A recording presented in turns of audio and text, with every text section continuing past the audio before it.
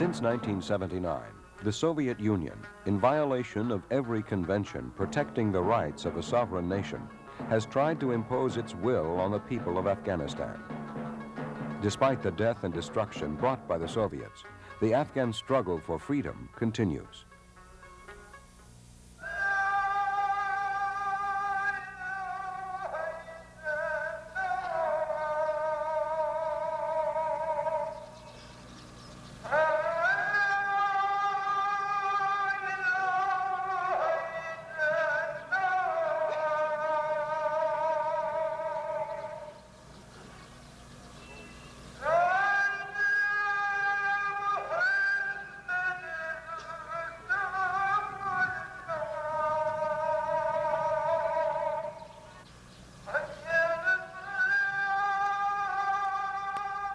Afghanistan is an ancient country, a rich mosaic of ethnic traditions whose identity is shaped by Islam.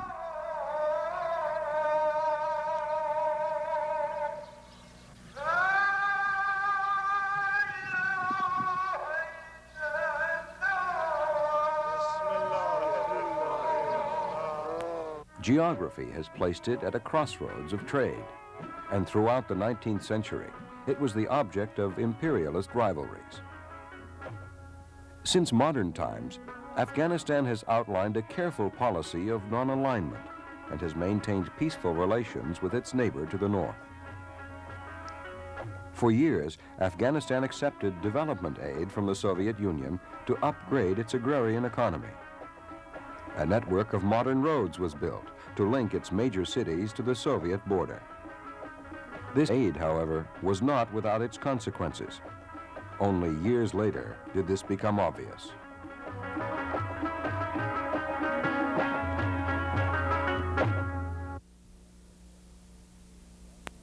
A former official in the Afghan government, who, like others in this report, cannot be identified in order to protect their family and friends, recalls the early days of Soviet aid to his country.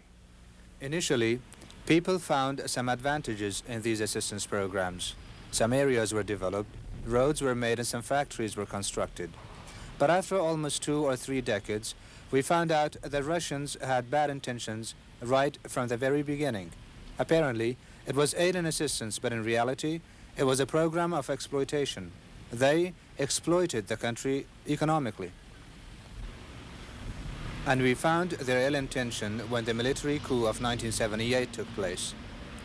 This was the time that we found they wanted to change the country to a communist country, to a country which apparently would be a free country, but in reality it would be one of their satellites, a country which would literally follow their instructions and their behavior.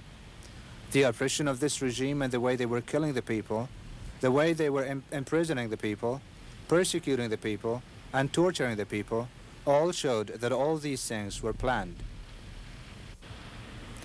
As a result, people could not tolerate this, and resistance started in different parts. Resistance was local, and initially it was wiped out quickly by the government forces. But people did not give up, and they continued to resist. These resistance pockets grew, and finally they found it was too difficult for the government to cope with this. Recently, Radio Free Kabul has started broadcasting and provides once isolated resistance bands with news about the struggle against the Soviet invaders. One of the founders of this clandestine radio service is Vladimir Bukovsky, Soviet emigre and essayist, who has followed closely recent events in both his country and Afghanistan.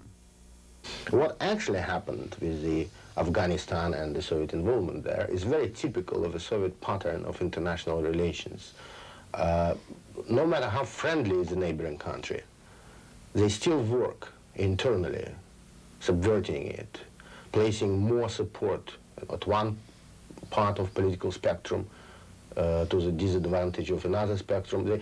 They can't help it. That the usual way. I mean, they're committed to support so-called progressive forces, the forces of liberation.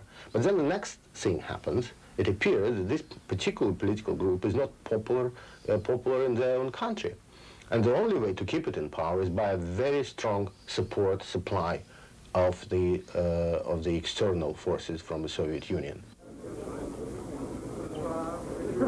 When it looked as though the communist government of President Amin might prove unreliable or be deposed, the Soviets moved. In late December 1979, in their greatest show of force since the Soviet invasion of Czechoslovakia, they airlifted thousands of soldiers into the Kabul area and moved tens of thousands more overland across the border into northern Afghanistan.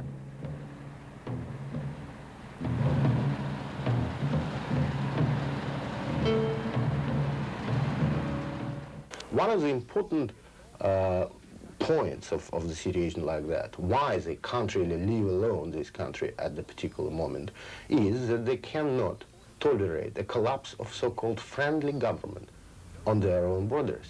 Because then it may be a very dangerous precedent. It may set up, it may trigger off a chain reaction inside of the Soviet Union, which is, as you know, consists of 130 different nationalities, most of them occupied at one or another point of our history by the Soviet Union, as actually Afghanistan was occupied.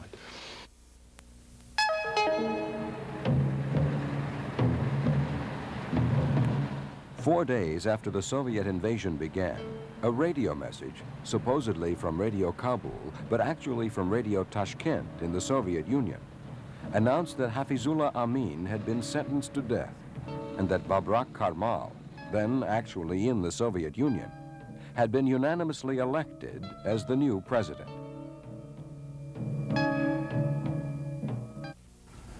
Vous me demandez quelle preuve existe-t-il suivant laquelle What proof exists that the Soviets came on the invitation of President Babrak Karmal?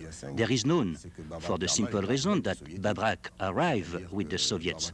I mean, Babrak Karmal was not in Kabul, in Afghanistan, when the Soviets invaded on December 27.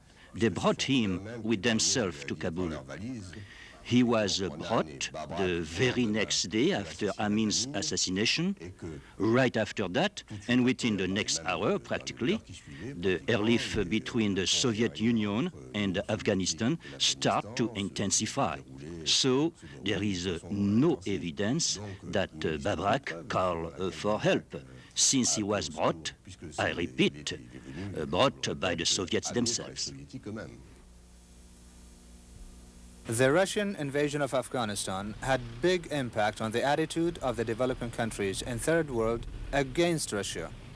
And for years, they were preaching that they were supporting developing countries, supporting them to maintain their freedom, and they just want to help them. But when they invaded Afghanistan, people found that Russia is not a reliable friend. It is difficult to rely on Russians. The same way they invaded Afghanistan, they could invade their country also. The world simply could not stand by and permit the Soviet Union to commit this act of aggression with impunity. 50 nations petitioned the United Nations to condemn the USSR and to demand the immediate withdrawal of all Soviet troops from Afghanistan. Actually, the Soviet invasion does not represent anything but imperialist expansion, aimed at establishing and consolidating a communist rule against the will of the peaceful Muslim Afghan people.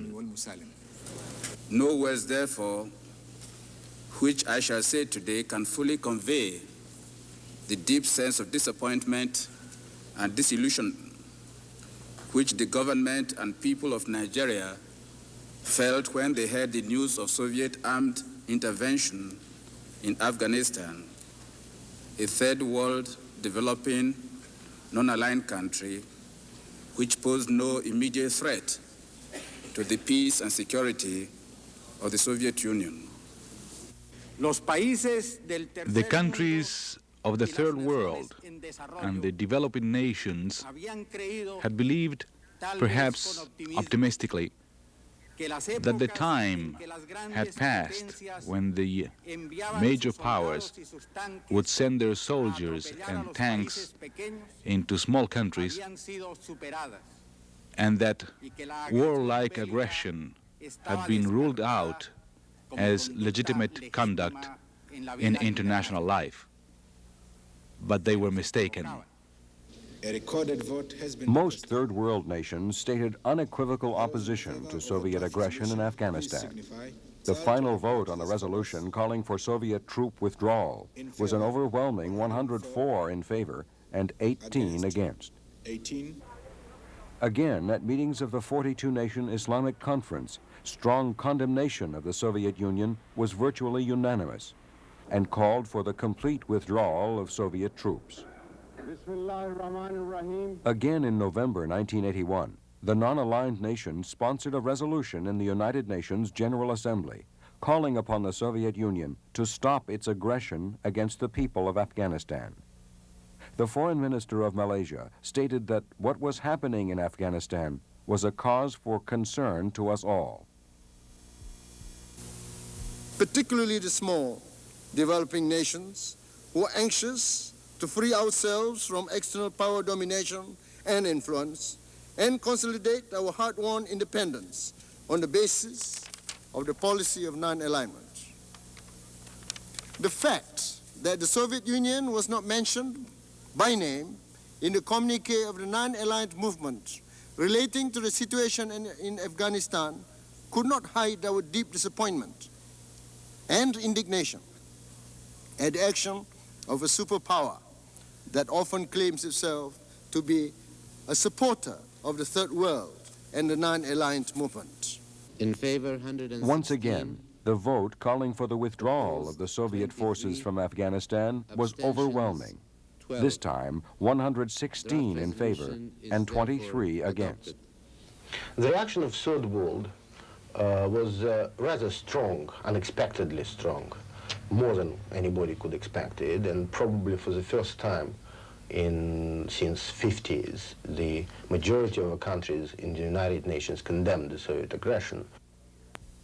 Independent filmmaker and former British Army officer Nick Downey has been a close observer of Soviet military aggression in Afghanistan.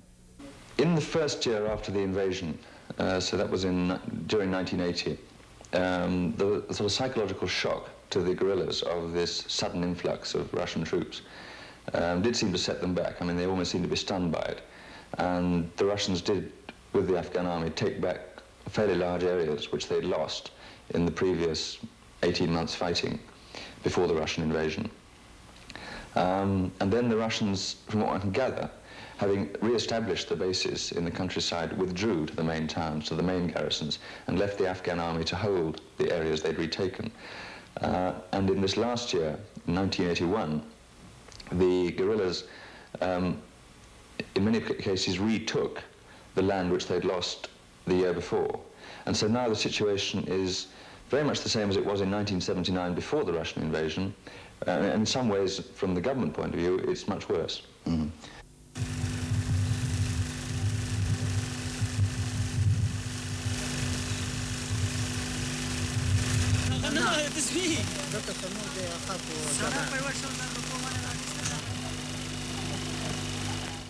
Michael Berry, a representative of the International Federation for Human Rights, a Paris-based lawyers organization, has spent almost 10 years in Afghanistan.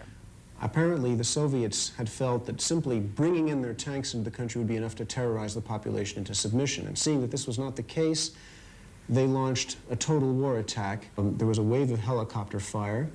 Parachute troops were landed on the houses. Parachute troops went into the houses and simply shot everybody in them, forcing the population either to run away or die on the spot.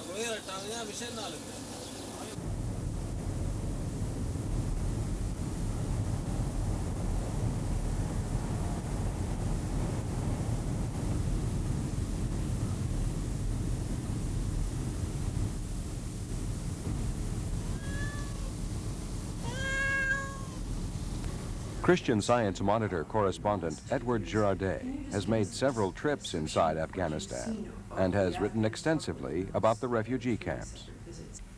I visited numerous camps along the Pakistan-Afghan border. There are now an estimated 2.5 million refugees, legal refugees, inside Pakistan, and they're still coming over. The guerrillas leave their families in Pakistan, and then groups go back inside, maybe to fight 3, 4, 5, 10 weeks, whatever it be, also to collect supplies. But I think also they are justified in bringing their families because there's been a lot of bombing going on in villages. And in some parts, they just cannot survive. The farms have been destroyed, their food storages have been destroyed. And I think this is one tactic of the Soviets to destroy food, to try and burn the crops just before harvest time. And so, of course, what are these people going to live on? They have to leave the country. And I think this, of course, serves the purposes of the Soviet Union to try and remove people from certain areas so as to reduce the resistance or the ability of the locals to support the resistance. Elsewhere, the Soviets are seeding the country with mines which not only hurt children, especially, who have trouble identifying these objects which blend very well with the terrain, but also these mines are destroying the flocks. The goats, the sheep, the cattle are walking on these mines and blowing up on them. So through a combination of starvation tactics, bombing, wholesale attacks of villages, they will keep the pressure on a particular village so hot that they will force the population to flee.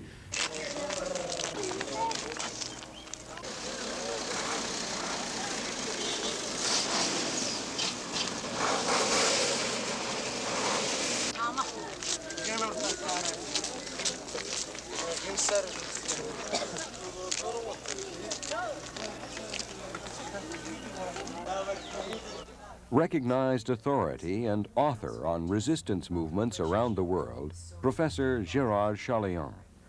Well, the main tactic is, of course, to remain in the cities, to hold them tightly, to create law and order, especially in Kabul, and also to control communications. They do that essentially with tanks. If they are attacked, they send immediately their helicopters, and their losses are moderate. On the other hand, they really are not controlling the country. It's a big country, populated by at least 15 million people. There are around 90,000 Soviet troops, which is not enough to control a country of 50 million people, which is big like France.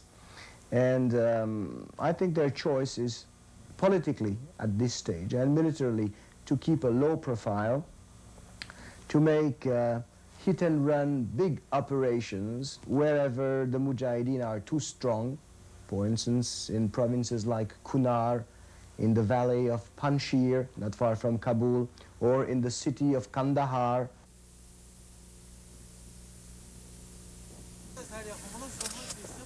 Regarde, ça tire par là. Attention, tu me tires la câble là. Apart from purely military operations, there is absolutely no attempt to use that overworked phrase, win the hearts and minds, which is an essential part of any counter-guerrilla campaign. They're just sitting there, and it is, or it looks like, a holding operation, as if the order has come from Moscow. This war is to be fought as cheaply as possible. Well, the Soviets are using a hot and cold strategy, which consists of hitting one populated valley very hard and destroying the population, forcing it to flee or killing it, actually, in order to convince other populations in other valleys that resistance is absolutely hopeless.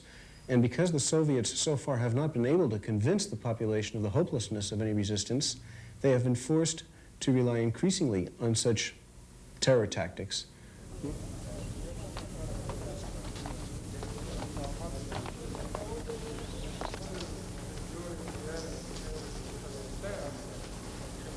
An entire country has risen, I mean, almost as a man, against the invader. And that is almost unique in a guerrilla situation. I mean, normally it's a tiny percentage of the population who are doing the fighting, supported by a comparative minority amongst the civil population.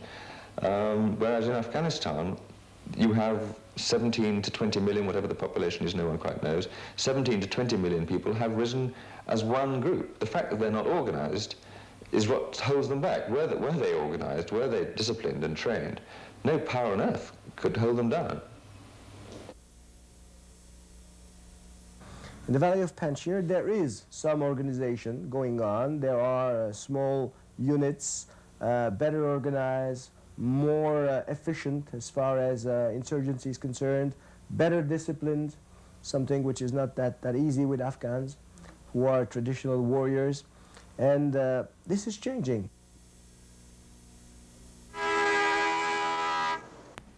A leader of one of the 6 major Mujahideen groups based in Peshawar, who himself has seen action in the field, and who understands the need for better organization and cooperation among the various groups, is Yunus Khalis. I don't think that the unification of the Afghan factions is impossible. We are fighting the same enemy. All the Muslims are fighting the Russians. Unity is sought by all the groups, and in fact, we are fighting the same enemy. Young Mujahideen from different parties are fighting in different parts of the country, and all the Muslims are with us. Nobody is waiting for the other ones to be the first to fight. All the Muslims everywhere are fighting against their enemy, and their enemy is one. And that will be a mistake to say one is fighting and the other is not.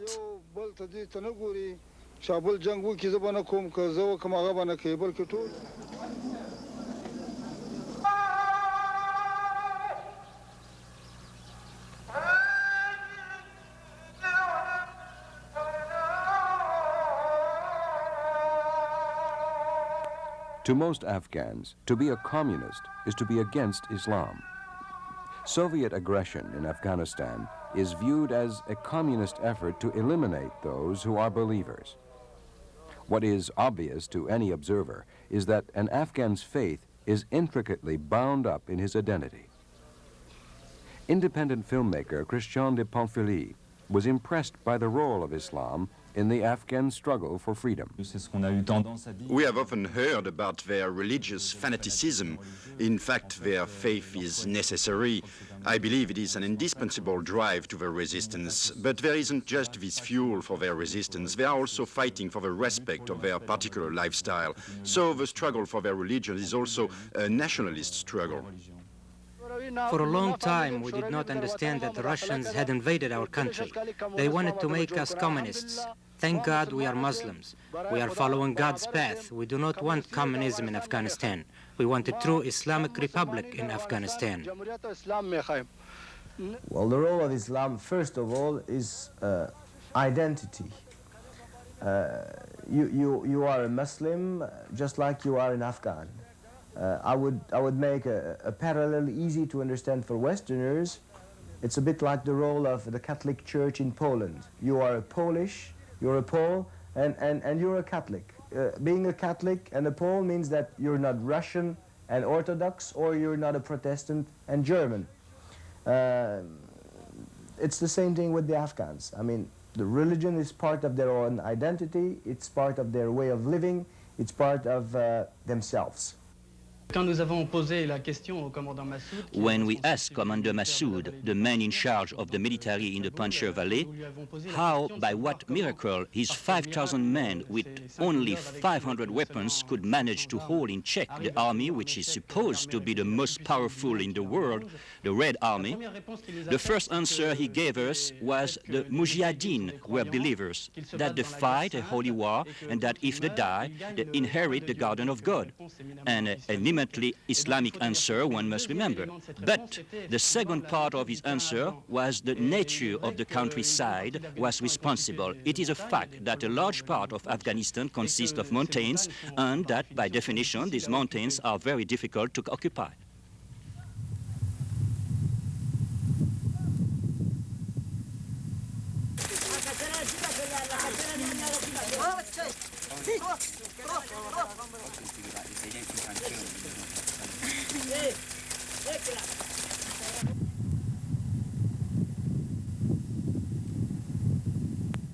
Since the Soviet invasion, many of Europe's leading television correspondents have made several trips to Afghanistan to document the struggle for freedom. Mino D'Amato of Italian television. E quello che mi colpì moltissimo in questo primo viaggio, in questo And primo what struck me very much during my first trip fu soprattutto l'estrema was, povertà above all, la grande the extreme poverty of means On one hand, they had great determination, and on the other hand, their extreme poverty of means. They were all equipped with old Enfield guns of the 19th century, and there were really very few Kalashnikov machine guns, maybe one gun for every 50 guerrillas. 2 years later, and after 6 trips, I found in the Afghans the same determination that I had found during my first encounter. But there was also a greater sense of responsibility, a greater sense of political responsibility.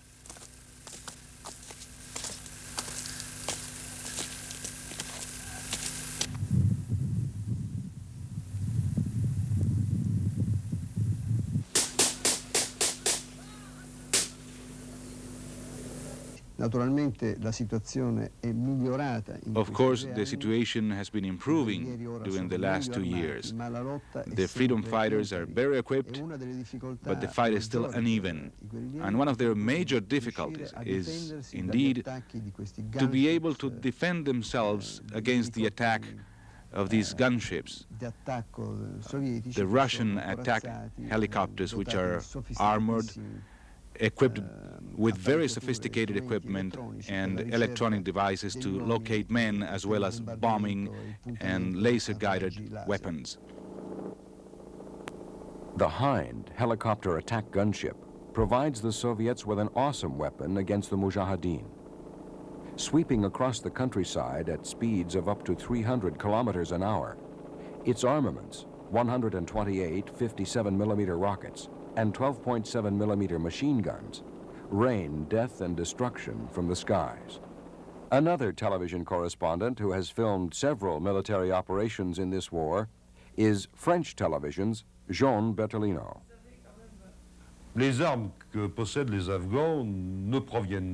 The weapons used by the Afghans do not come from the States nor from China, for the most part.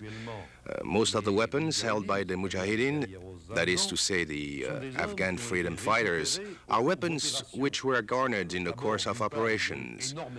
First of all, there are an incredible number of desertions in the Afghan army. Don't forget that since the Soviet invasion, a great many Afghan army units, along with the weapons and equipment, have defected to join the resistance. So it is mostly these weapons which the Afghans are using. But there are a lot of Afghan deserters. This comes by the fact that this is not a popular war at all. Most people in the Afghan army have families who are against the regime. There is no motivation to fight. The Mujahideen are all over the country. They are numerous. They have the backing of the population, and it's not really motivating for an army to be fighting against its own people. I think that's the main reason of those desertions. Mujahideen tactics have improved to the point where even the cities are no longer totally secure for Soviet troops. Kandahar, a major Afghan city, has changed hands several times. The Afghan guerrillas are now able to infiltrate the Soviet camps in the city. They are capable of launching attacks on the Soviets and then fleeing, the technique of hit and run. However, attacking the Soviet camps is somewhat like stabbing a dragon's tail. A deluge of metal and fire bursts up around you. Un déluge de fer et de feu qui se déclenche autour de vous.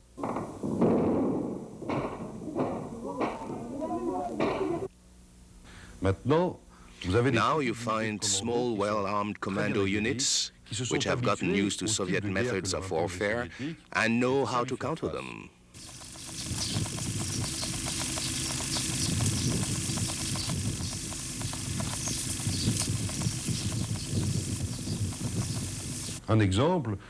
Let me give you an example. Last year, when helicopters were flying overhead, the Afghans were paralyzed with fear. They were afraid of these helicopters against which they were unequipped to fight.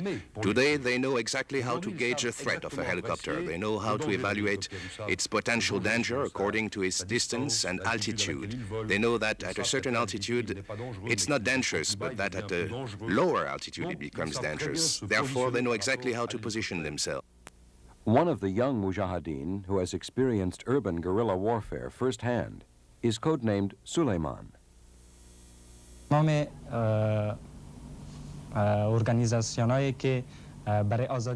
All the organizations which are fighting for the freedom of Afghanistan have well-organized resistance activities within Kabul.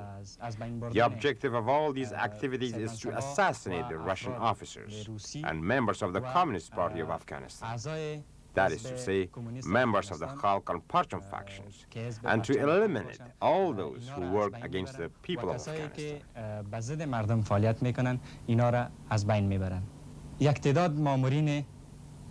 اکثریت مامورینه که در دوائر دولتی کار میکنن اینا A number of people who work for the government to earn a living for themselves and for their families, they also help the Mujahideen during the daytime. At night, most of these same people organize guerrilla activities. Their activities are well organized. این نفرا مقصد من مجاهدین است که در داخل دوائر دولتی کار میکنن اینا از طرف شو عملیات‌های چریکی را سازمان میدن و اینا فعالیت بسیار منظم و منسجم دارن. Within the military units, most officers and servicemen are faithful to their country and their people. They help the Mujahideen by sending them secret information. For example, when the government deploys a unit somewhere, the officers who are loyal to the Mujahideen pass over whatever information they can, such as the number of persons in the unit, the course, and place of deployment. Thus, the Mujahideen can get an advanced knowledge about what to expect and thereby prepare themselves either to defend or attack accordingly.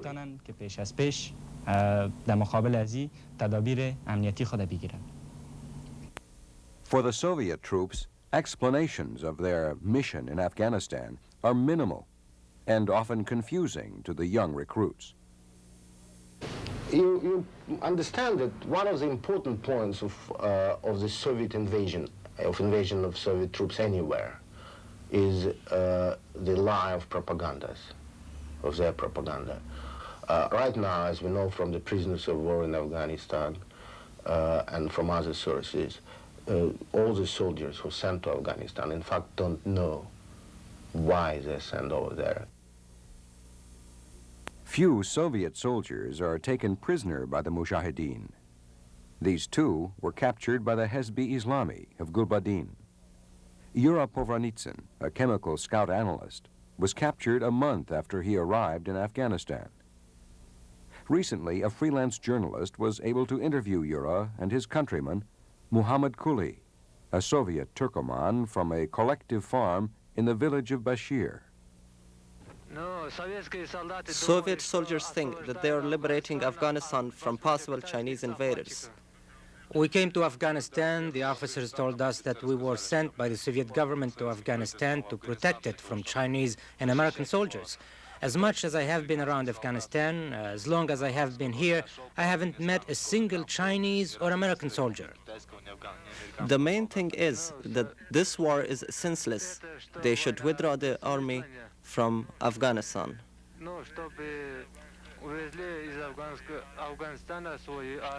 What do Soviet soldiers here in Afghanistan think of this war?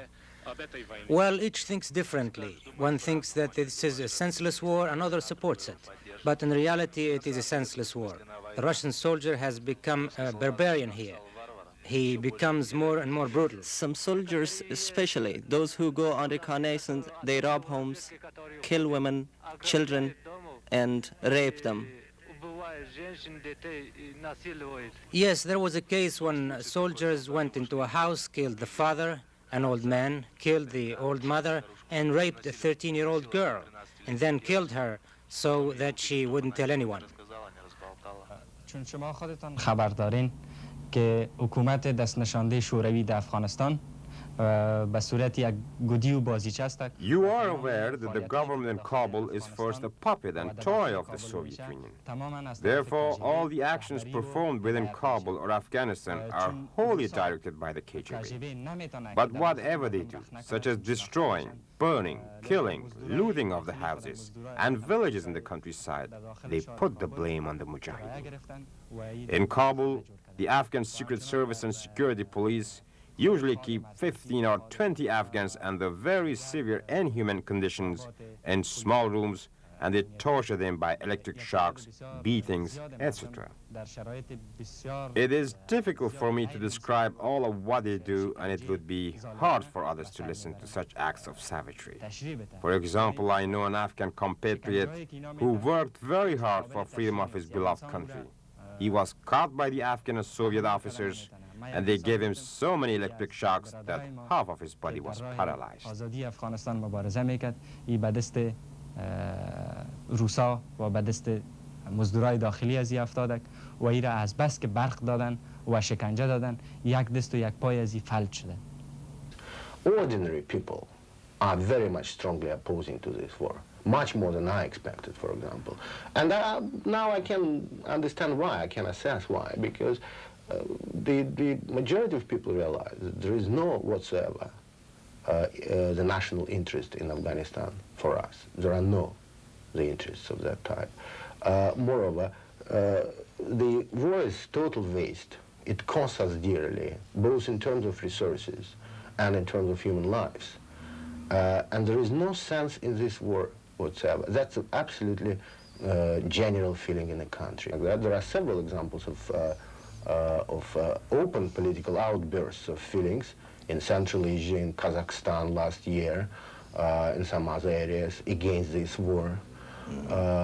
Moreover, one of the very illustrative examples or indicators of this feeling is that since the last year, the Soviets stopped practice of sending the dead bodies in zinc coffins back to their homeland, because every time such coffin arrived to their native village or town, it sparkled up immediately the sort of demonstration of the population against this war. And because of that, this practice was stopped, and the corpses are buried now in Afghanistan. Since the Soviet invasion, the few Afghan doctors serving the rural population have fled. Healthcare services for those who have stayed behind is maintained by volunteer medical teams, mostly French, such as Médecins Sans Frontières and Aide Médicale Internationale. In the 2 years since these medical teams have been serving in Afghanistan, they have observed the evolution of Soviet tactics against the civilian population. Dr. Claude Margueret of Médecins Sans Frontières spoke of what the medical teams have witnessed.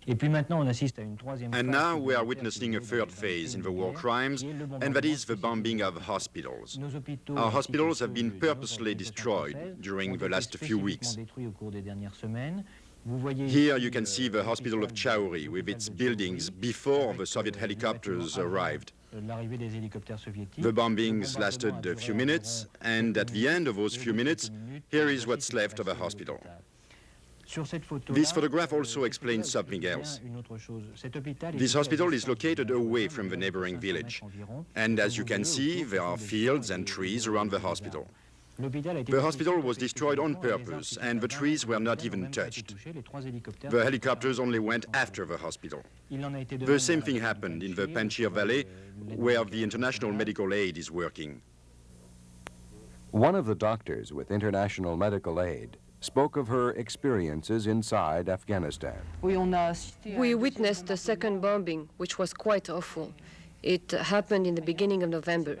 The bombing was specifically aimed at our hospital on the day we had planned to leave.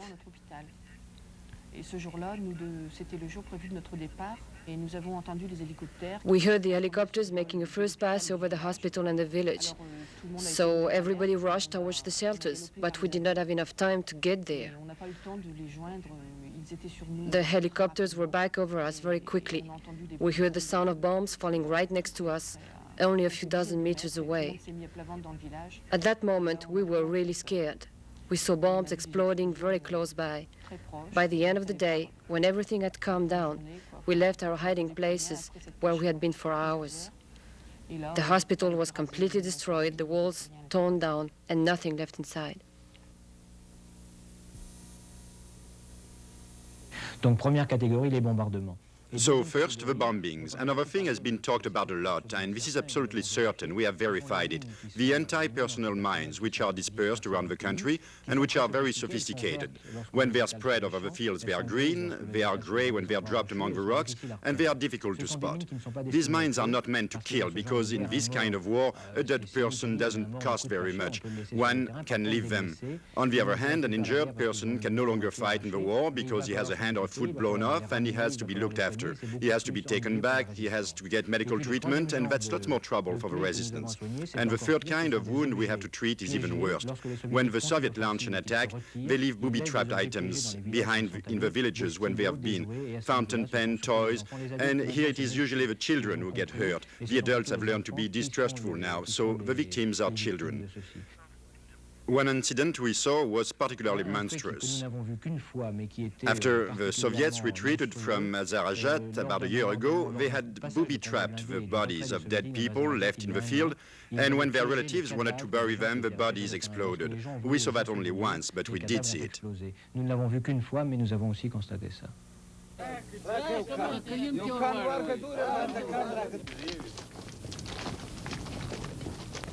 The medical teams endure the same harsh living conditions as the Mujahideen as they climb through steep mountain gorges seeded with anti-personnel mines. In such an environment, the doctors must respond as best they can to whatever emergency. We had been walking since 5 o'clock in the morning and were about to stop for a break when suddenly we heard an explosion. We all ran and hid behind the rocks, thinking it was a helicopter raid. And then there was just silence. We finally came out from behind the rocks to see what happened. There, we saw Mujahideen crawling toward us on all fours. His foot had been blown off. We later learned from the leader of the caravan that the Russians had previously dropped anti-personnel mines by parachute. Well, we cut off his foot right there. If we had not amputated, gangrene might have spread and would certainly have meant death for him. So we cut off his foot right there with the limited means available. It was certainly very painful for him, but he never moaned. It was a very moving experience for all of us. Resistance to the Soviet invasion has marshaled the energies of a whole population. It is this powerful collective will which has galvanized a people into taking on the mighty Soviet army, despite terrifying odds. And those who have witnessed this struggle are marked forever by what they have seen. As far as I could ascertain, the Afghans are definitely convinced that as long as there is just one Russian invader on the Afghan soil, and as long as there is just one free Afghan, there will be no peace in Afghanistan. The price we have to pay for the freedom of one's land is to fight and die on the field. It is clear to everybody all over the world that the Afghan people, like others, love their freedom. They live free and they die free. Until now, they have preserved the freedom of Afghanistan with the price of their own blood, just as their fathers did and their sons will do. And I am sure that the Afghan people will regain their freedom and will be a free nation once again. It is an Afghan tradition to fight against any kind of invaders. Right now, they are the Soviets. The reaction against them shows that the Soviets are not bringing them progress. The Soviet argument is, we are coming to free these people from feudalism. But what does this mean? Can one come to free a people with sophisticated combat helicopters, with tanks, with cannons? by bombing villages, killing children, killing old people, killing the innocent. I mean, what kind of liberation are the Soviets bringing to Afghanistan? Well, the Russians invade Afghanistan. I believe it affects all of us now and in the future. We cannot close our eyes to a people who are losing their own country. It is so unfair. I feel personally concerned about Afghanistan now that I've lived there, and I think that we all share a certain responsibility when we come back from there, particularly since these people count on us enormously, and especially because they feel so isolated. I believe we should feel responsible for them.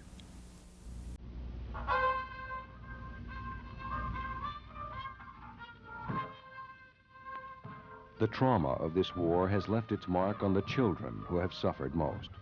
The drawings of a 13-year-old Afghan refugee reflect her own emotional experiences.